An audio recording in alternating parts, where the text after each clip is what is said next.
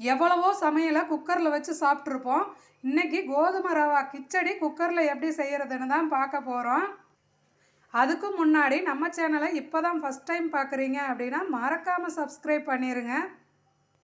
ஸ்க்ரீனில் தெரிகிற பெல் ஐக்கானை கிளிக் பண்ணிடுங்க.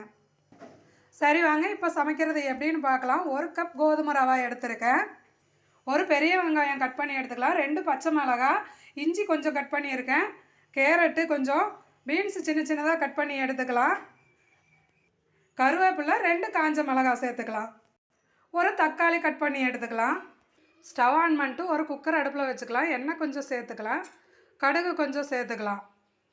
கடுகு வெடித்ததும் கருவேப்பிலையும் காஞ்ச மிளகாயும் சேர்த்துக்கலாம். பெரிய வெங்காயம் நீல வாக்கில் கட் பண்ணி வச்சுருக்கேன், இதையும் சேர்த்துக்கலாம். இதை நல்லா வதக்கிக்கலாம். வெங்காயம் நல்லா வதங்கினதும் கட் பண்ணி வச்சுருக்கிற பச்சை மிளகாவும் சேர்த்துக்கலாம். இதையும் நல்லா வதக்கிக்கலாம். சின்ன சின்ன துண்டுகளாக கட் பண்ண இஞ்சியும் சேர்த்துக்கலாம்.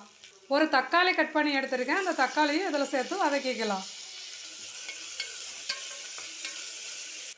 தக்காளி நல்லா வதங்கிருச்சு. கட் பண்ணி வச்சுருக்கிற கேரட்டையும் பீன்ஸையும் இதில் சேர்த்துக்கலாம்.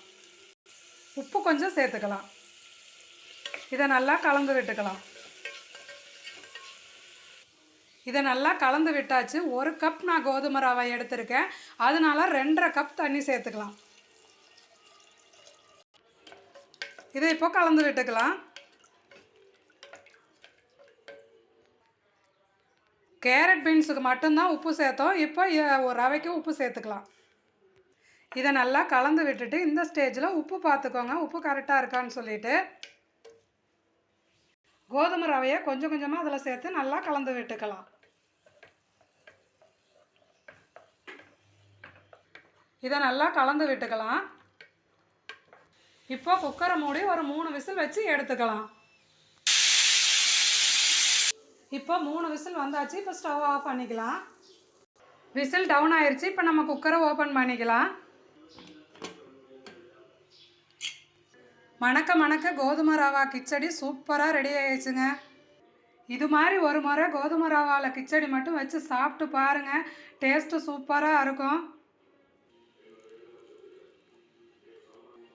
நான் சொன்ன அளவுகளில் எல்லாமே கரெக்டாக போட்டிங்க அப்படின்னா டேஸ்ட்டு சூப்பராக இருக்குங்க. கொஞ்சம் கூட கண்டுபிடிக்கவே முடியாது இது குக்கரில் வச்சது தான் அப்படின்னு சொல்லிட்டு.